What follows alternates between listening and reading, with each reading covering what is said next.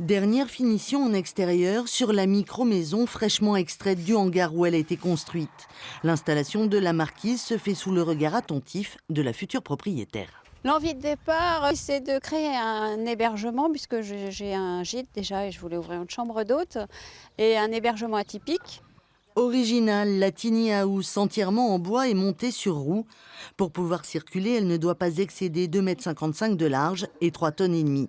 Des contraintes prises en compte à l'heure de la conception.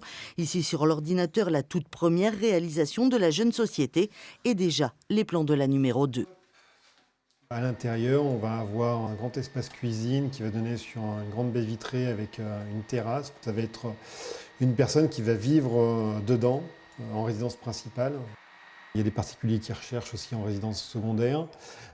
Et puis après, toute la panoplie de personnes qui vont utiliser ça professionnellement, donc soit en chambre d'hôte, soit en camping, soit en hébergement un peu atypique. Donc ça ouvre quand même pas mal de possibilités. Un marché tout nouveau pour une société coopérative toute jeune. Optini a été créée en janvier.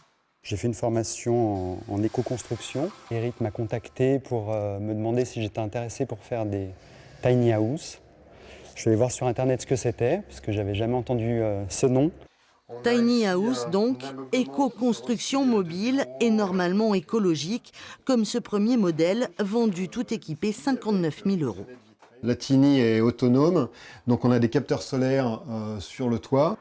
Là-haut, on a toute la partie stockage de l'eau, donc on récupère l'eau de pluie si on veut, donc on a 200 litres en fait d'eau qui sont stockés, et puis une première, on va dire, européenne, voire mondiale, voire universelle. On a juste à tirer le toit, et nous voilà à la belle étoile. En l'occurrence plutôt sous le soleil. Ce toit ouvrant, en tout cas, c'est la fierté de la petite entreprise, le plus qui doit les aider à se faire remarquer parmi les 500 exposants de Prime Vert, le grand salon lyonnais de l'alter-écologie.